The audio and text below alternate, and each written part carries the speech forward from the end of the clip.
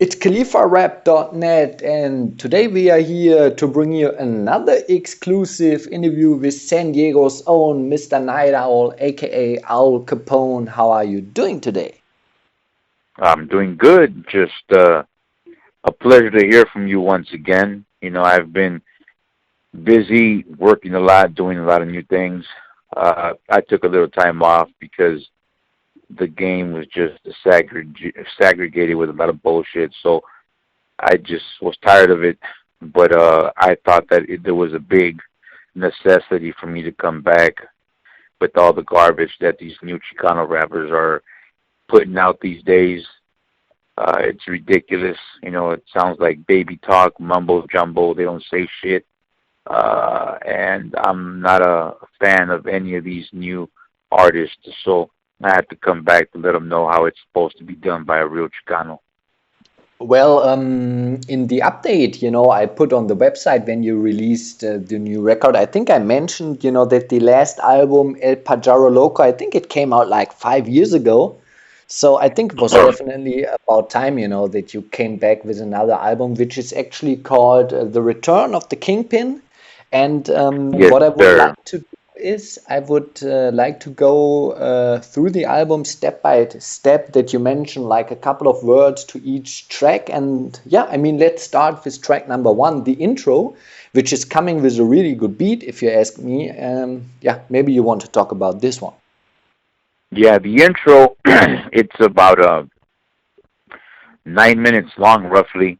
And the reason why I did that because I had to, kind of give a shout out to most of the neighborhoods in San Diego that I got homies from. There are certain individuals I didn't mention, not because I don't have homies from there or anything like that. It's just simply I couldn't mention every single hood. There's too many in San Diego, so I just mentioned some of them, and I just gave out props to different people in different area codes, different parts of L.A., San Diego, the IE, pretty much the people that I deal with. And I mentioned, some idiots, and, let them have it and reminded them that they still continue to be pieces of shit. And I also gave props to a whole lot of people that I got a lot of love for. And that's basically how I kept it, just a little bit of this and a little bit of that. Okay, what I've been wondering about is because if you ask me, it's coming with a really, really dope beat, an oldie type of beat. Honestly, why did you choose that beat to go on an intro instead of rapping about it? Because when I got the beat, it just had a funky groove. And I was in the studio that day with my boy Chris Gunn, and I was sipping on some 40s, and I had a little buzz going. And I said, man, I got to do an intro for the album, and I kind of feel this beat right now. So the whole intro was just a freestyle from beginning to end. I was just on a good one, and I just went off, and let loose, and that's what came out.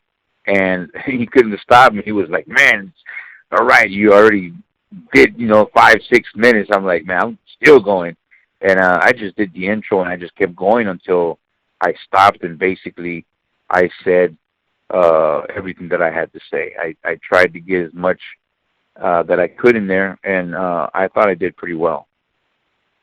All right, all right. So let's go on with track number two, the actual first real song on the album, which is called I'm a Bust a Flow. Uh huh. That one I kind of did in, I guess you can say, uh, back in the day, I used to listen a lot to, Easy. I was one of my idols. I loved his music. Dougie Fresh, Run DMC, um, KRS-One. I mean, they were all artists that I listened to, but uh, I just wanted to do like a remake of something. And then at the end, I threw a twist in there since Easy used to be one of my idols. I kind of gave him a little tribute in, saying, what I did in the song, because he was one of the greatest, and he did bring Chicano rap. I mean Chicano, I'm sorry, and he did bring gangster rap to what it was, and then Chicano rap came out of that, the gangster rap, that we listened to, and we created our own style and everything. But it all started, with Easy. Easy was like the founder of gangster rap. So I just felt that since I knew the man very well, and he was a good friend of mine, I felt like, hey, let me do a little something in tribute to the boy Easy, and that's what happened there. That's how that came about. Okay, the next track is called Watch Your Back featuring Young Diggy. Watch your back. That basically says it all. Watch your back, because you never know what's next. It's happened to me. I've gotten caught slipping, but every action has a repercussion. So we'll just leave it at that. Watch your back, because something will always happen. There's a reaction to an action, and no matter what it is in life that you do, something behind that will follow. So, uh, whether you want to call it payback or whatever, but something will always happen to something you've done before in the past. And you live by the gun, you die by the gun. Basically, that's how it works. And it is what it is. And I wanted to get Young Diggy on there because he's a very talented individual that doesn't get enough credit in the game because he hasn't put out a lot of music, but he's very good. He's got a lot of potential and a lot of skills. Okay, track number 4 is called I Ain't Playing featuring Seldom Seen. I Ain't Playing, another track which talks about me definitely being one of the dopest. I still consider myself that. I still think that I've proven what I'm still able to do musically. And I Ain't Playing is something that I'm just getting across as a message to a certain individual. Uh, I just don't want to talk too much. The actions will speak for themselves when something happens. I don't want to make any accusations on what's going to go down or what's going to happen, because then it's like telling on yourself. But this is far from over. And things will continue until the settlement is closed. And that's that for that. Okay, track number 5, They Can't Fuck With Us, is featuring Nightmare, Young Blue, and I think Drips. Okay, that particular song is a song that I wasn't going to release, that I did years ago when I was working on the Young Blue album. That was going to be a song for his album. The reason why I released it on mine, because I didn't want to let the song go to waste.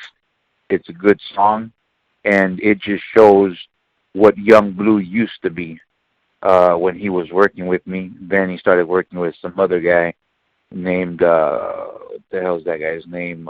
Frank Nitty. And they completely changed his style, and I'm sure that all the fans will agree.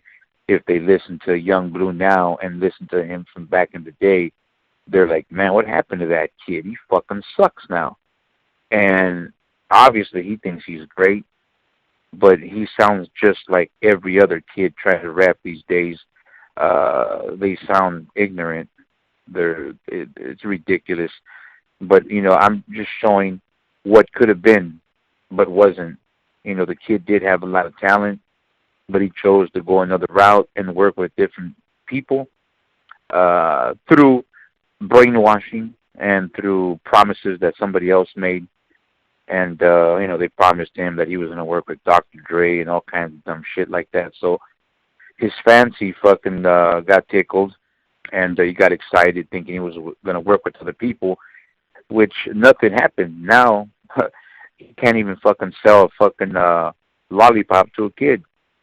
His music ain't doing well at all, and it's never going to do well because he's not a kid no more that can give anything to fan base of excitement. He's just uh like whatever. Nobody cares about him anymore.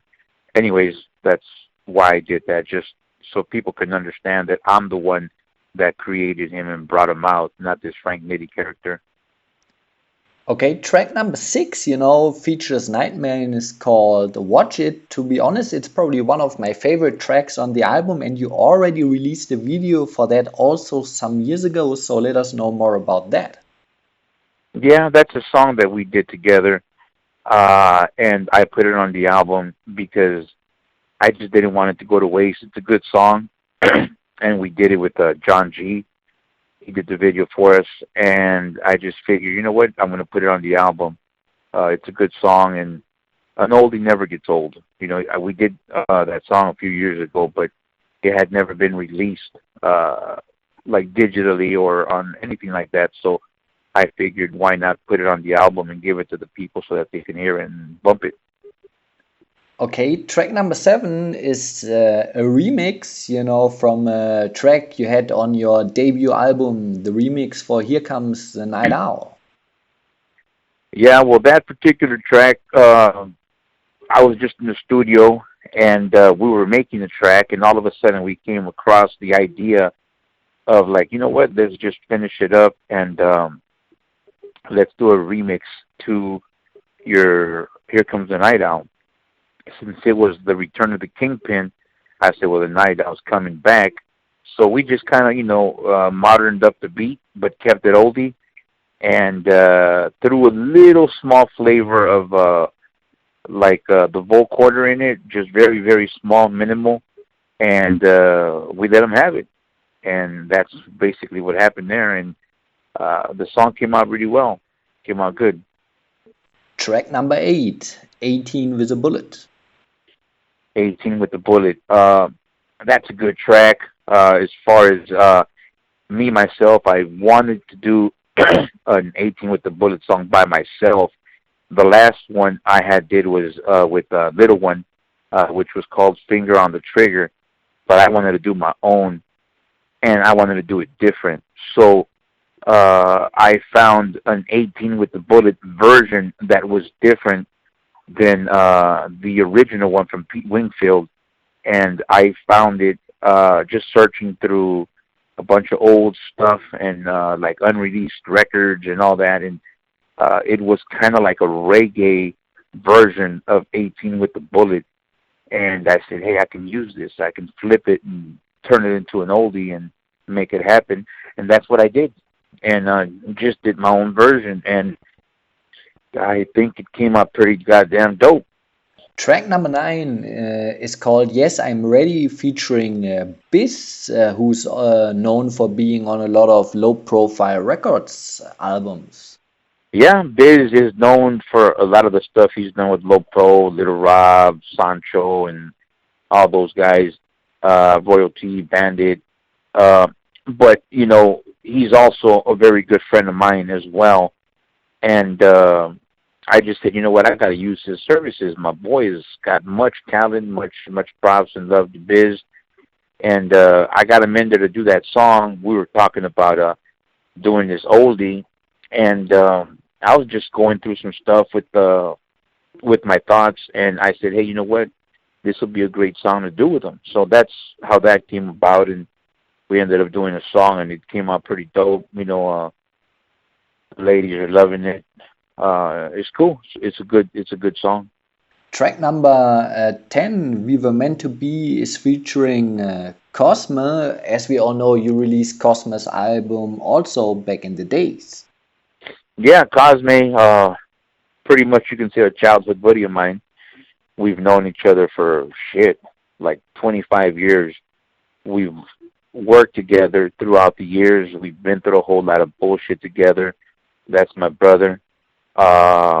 And that particular song we did, and my idea was to do a love song, but at the same time it's got a twist because we're talking about being in love, but at the end you realize that what we're in love with is our pistol, our gun, what we use to put in work, and that's what never betrays us.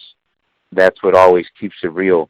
'Cause bitches will love you, but then they'll fucking leave you when you're broke. You know what I mean? So a gun can't leave you. It'll always love you. It'll protect you and take care of you. And that's basically what we're talking about. Song number 11, I Know the Same Hoe featuring Big J. Yes, yes. One of my personal favorites. That particular song, I Know the Same Hoe, is true. I know the same hoe a bunch of motherfuckers do. And they know the same hoe I know. So when we get to talking and start tripping and, like, oh, I know this bitch that gives bomb head, they're like, hey, I know that same bitch too. And it's funny because they get around like, man, it's just crazy. They're like a doorknob. Everybody gets a turn. You know what I mean? These fucking hoes, they get around and all they do is they want something, and that's the reason why they come around. But Big J is a new artist that I have, one of my main artists that I have, and his album right now is just about done. Don't sleep on that album when it comes out. Big J, he's fucking dope. He's going to be the next Chicano superstar that's going to keep the legacy of the Knightowl going because, I don't want to rap forever anymore. I don't know how much longer I'll be rapping, but there's someone that needs to step it up and take over the game and represent Sawed Off to the fullest, and someone that can bring that same type of fire I did when I first started, and someone that can deliver good music, and it's going to be him because he's not trying to be like all these fake fucks these days that rap in a fucked up way. Nothing racist because I'm not racist, but black people, they rap a certain way. Chicanos rap a certain way. And that's the thing, that these guys these days try to sound black. They try to get that swag, and it's like, wait a minute, we have our own culture, they have theirs. Respect what we do. And they don't. These new guys want to act like they're black and rap like that. They have that same type of slang, and they sound like them, and it's very sad. It's pathetic that you tried to be what you're not. I've always worked with the brothers, but that's because I keep it real to who I am. They keep it real to who they are, and together we're good friends, and we work and we do business.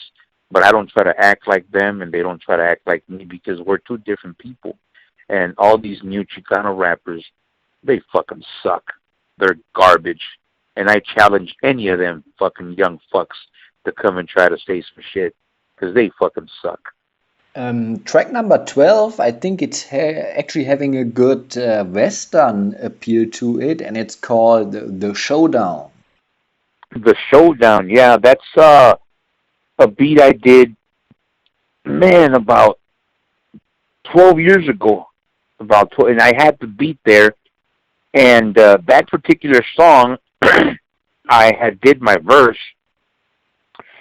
and the other half of the song, I didn't do my verse. I was thinking how I was going to do it. So basically, when I finally got the idea, it was like I did it with a different voice, and I was like my own conscience telling myself that, I got your back. Don't trip, Mr. Knightowl. We ride together. It was kind of like a message saying, in reality, ain't nobody got your back but you. But I was telling myself that in the song, like my conscience was telling me that we got to make shit happen, but in a different voice tone because it was, like talking to me, and I couldn't have that same vocal. So it's like two people doing a song, but it was me doing the same song. Track number 13, He Who Laughed Last. Yeah, He Who Laughed Last is a song that, I spit some shit, is dope, and I just basically say it all. You can laugh now, you can talk shit, you can say whatever, but at the end of the day, I'm the one that's gonna come out on top. So basically that's about, He who laughs last laughs better. So that's what that's about. Track number 14, The Type That Don't Play. The type that don't play. That was a different type of a beat that I'm usually rapping on. It was very different, but I still showed that I can be different, but yet still be Night Owl. I spit a little more, a little more lyrically, like let them know I can do that shit too. But I just basically keep my shit real for everyone. That's what I like to do, and maybe that's why I have such a great following and why the fan base still loves me the way they do, because I give them what they want. I give them what they want to listen to, but at the end of the day, I try a few little things here and there and try to give them something different too, to surprise them and be like, damn, Night Owl came with some different shit on this particular track. So I let them know I don't play because I'm that type of motherfucker. Track number 15 is featuring Conejo, who you have done with a couple of tracks over the years, as well as Cuete, and it's called Three Gangsters. Yep, that song right there is a pretty dope song from Three Gangsters. We didn't have a title for it. Um, we was doing like some talk parts from different movies from Joe Pesci and stuff like that. And I came up with the title Three Gangsters because we three gangsters. So I said, why not name it that? And it's always a pleasure to work with Conejo and my boy Cuete. Much love to them. Free Conejo, get that motherfucker out of there so we can do more shit. Cuete, much love, homie. Good looking on that track. And yeah, we killed it. Track number 16 is called One Night Stand, and I think it's really interesting because it's kind of different compared to the usual Night Owl sound, but you will let us know more about that. Well, yeah, that particular song, I was in a studio with David Salas, and the way that came about, I had the idea for the beat. We started working on the beat. We got the beat done, and then I was like, man, I feel this beat, but this beat needs something totally different than what I've ever done. It needs like some Curtis Mayfield, pimp, talk to it with a little singing. And I was like, man, how am I gonna do this shit? So I was in the studio and I told David, hey, let me get up in the studio, let me get in the booth right now. And he's like, what you gonna do? I said, I don't know. I'm gonna do something. So anyways, I just went up in there and I just freestyled the whole song. Basically, I just did what I did, and I was like, you know, it was crazy. That's just what came out of the freestyle. And David was impressed. He was like, God damn, this shit is fucking dope. My boy's different. It's dope. And it's actually one of my favorite songs on the album. It's different. It's not what I'm used to doing, but it opened up another episode of what I will be doing in a few albums to come. I will probably be doing at least one song in that style on my next album and the next album and stuff like that. Kind of like a pimpish gangster track, and I really enjoyed it. It was just a freestyle. By the way, the song "I Know the Same Hoe," I freestyled that one too. I just went up in the booth and just did it all off the head. A lot of the album was done freestyle. A lot of the stuff I didn't write, but it came out dope. And I guess after so many goddamn years of doing music, I got more than a book in the back of my head, so I can spit a whole bunch of shit, and just make it up while I'm there. I guess I went beyond the ability of writing, and now I can just fucking, pretty much put on a beat, and then depends on what the beat makes me feel. I just, I kill it. That's it. All right. Track number 17, We So Gangster, once again featuring Big J and yeah, Mr. Shadow. Yeah, that particular song, once again, had to bring my boy Shadow on the album. I couldn't do the album without Shadow. I had to put my boy on it. It was one of the last songs we did for the album, but much love to Shadow. It's my little homeboy from the hood, and nothing but love and respect for him. And I threw Big J on that song because he needed to be on that track so that people can actually see what Big J can do. And then obviously we got me on the hook with Chris Gunn, and Chris Gunn doing the production. Me and Chris Gunn are pretty much a team that just brings nothing but heat. Ever since we started, we've done a lot of this shit, and we keep it gangster. So why not name the song "We Keep It Gangster"? That's how that came about. Okay, and the last track already, track 18, G Like Me, Freestyle. Yeah, I had that beat for over 20 years from a partner of mine named Alex EMP. He produced the track for me about 20 years ago, and I wasn't able to figure out the beat back then. The beat was so dope. I just wanted to do something, and I didn't know how to attack the beat. I was like, nah, it's not the right time. It's not the right time. And I had many ideas, different situations, and different things that I could have done to it, but I just wasn't feeling it. I was like, this beat is dope, and I'm going to save it for the right moment. So that day I was in the studio, basically, and I had finished recording. Actually, it was the same day I did We Keep It Gangster. I did that song, We Keep It Gangster, and when I was done, I told Chris, I said, hey, CG, put this beat on, my boy, and let me just get up in there and just fuck around a little bit.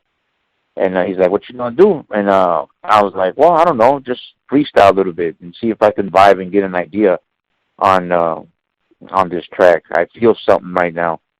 And he said, all right. So he put the track on. I went up in the booth, and I just freestyled the whole song. And that was it. We kept it. And that's why there's no ad-libs to it. There's nothing. It's just raw, just one verse all the way through. And obviously, I disrespect that fucking fag Spanx, and another idiot named Hitman, uh, which is a piece of shit person. And I don't want to promote them any more than I have to, but I had to put the names up in there because they're both just as dirty as each other. So I figured I'd close the album with a little bit of two bitches being disrespected, and that was it. And the album was a wrap. So, I mean, let the fans know how they can actually pick up the album because I think you have physical copies as well as the digital distribution. Yeah, well, I mean, to all my fans and to everyone that's interested that hasn't heard any of my stuff. There's a lot of new kids growing up or whatever. Pick up the album. Pick up the album. It's a dope album. Get it on Spotify, Google Play. I mean Google Music, iTunes. There's just any type of digital avenue that you can find. You can get my album. And if you want a hard copy, you can get it direct from me. Get at me on my Facebook, Ramon Corona, the real Mr. Knightowl, or you can Instagram me at the real Mr. Knightowl. And there's another couple of Facebooks and Instagrams out there that ain't mine, so don't deal with the fake. I just mentioned the ones that are real, that are mine. So you can get at me through there, and if you want a hard copy, then we can talk, and I'll ship one out to you. And if you want it signed, I'll sign it, and I'll make sure it gets to your doorsteps. We also got shirts, the sawed-off shirts, which are doing very well for me. We're selling them like crazy. We can't even keep them in stock. They're just blowing out. And the albums are doing real well too. People are getting at me to purchase, albums, and I'm doing so.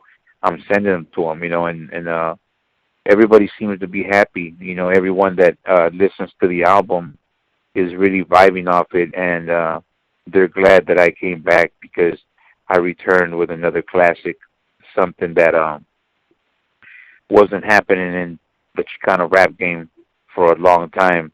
I'm still the king. I'm still number one.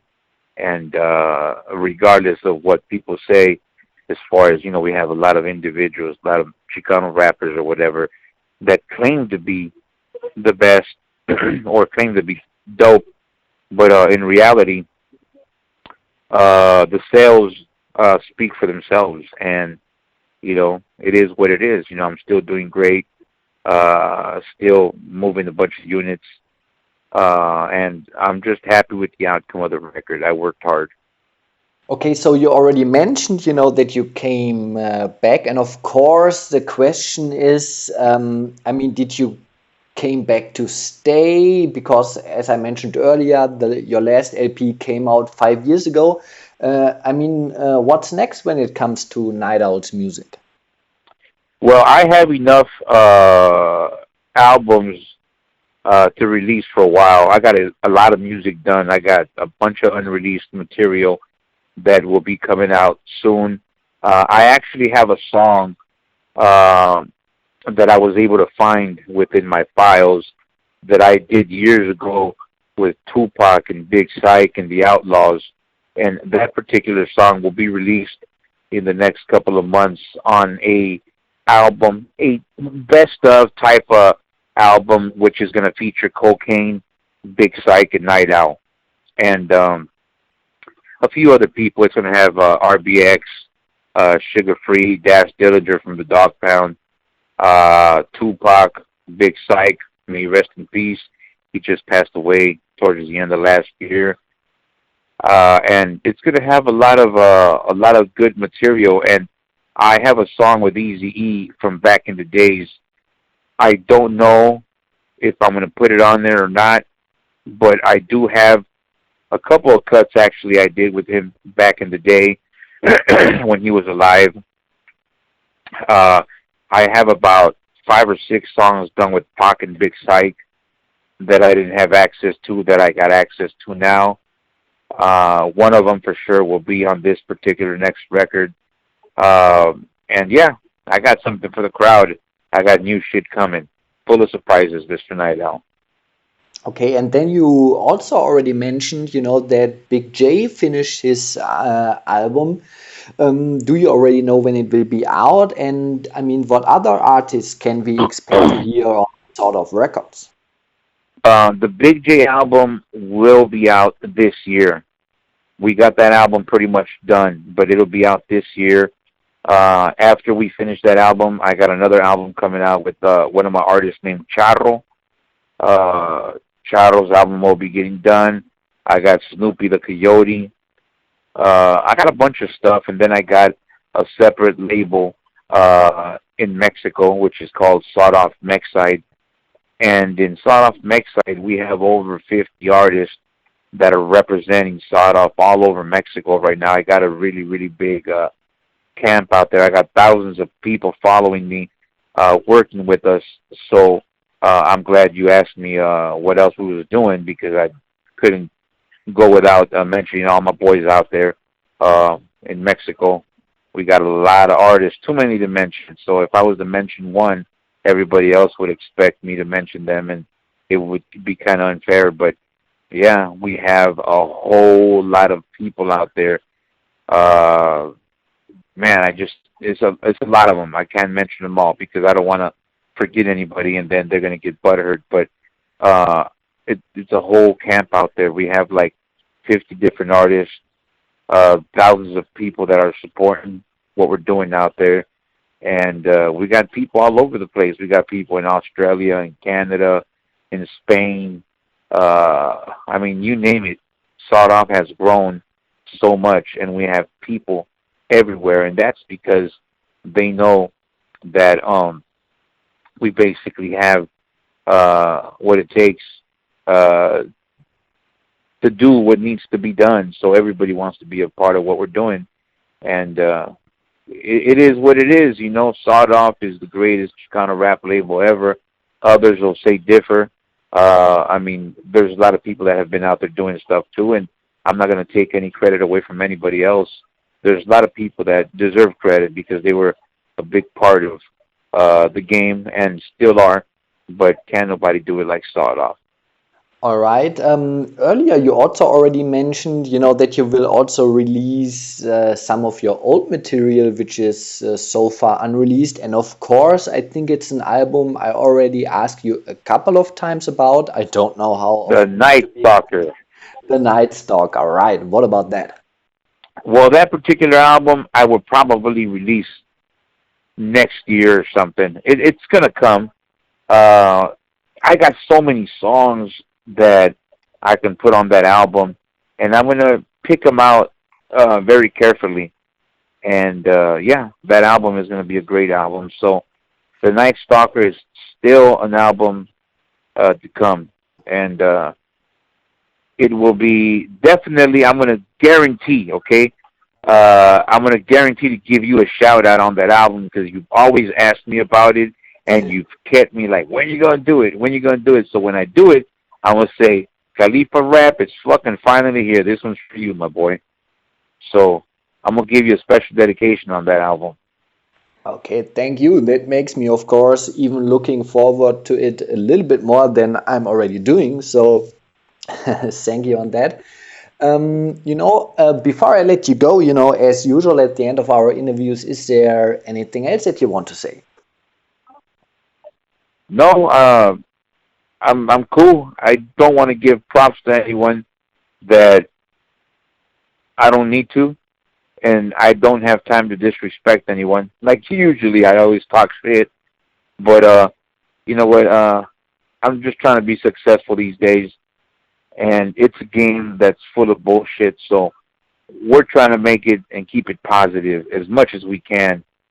So we trying to do this. You know, we trying to take steps into another direction, and we trying to keep this going. We don't want Chicano rap to die, but it was dying. It was dying. So I had to come back, and I created a label out in Mexico for all the hardcore, straight Mexican rap, not necessarily Chicano, but I got something cracking out there. And then I had to bring in Big J into the picture to be able to continue to do what needs to be done because no one else is doing it. No one else is bringing what I used to bring to the table. And I think he's going to be the next Mr. Knightowl, but he's going to be Big J. Big J the Great. He's dope. And yeah, that's basically it, and much love to my real homies, to everyone that's kept it real. Fuck all the fake, because there's a whole bunch of them that are fake. Uh, I can't leave this without saying much love to my boy Shadow. I mean, I'm very proud of him. I remember when he came to me as a little kid and told me that that's what he wanted to do. I told him, do it, my boy, you can do it. And he stuck to it. And I'm very fucking proud of that homeboy. Because not only did I help raise that kid, he's from my hood, my homeboy. And I love the fact that he kept at it, and he's one of the greatest.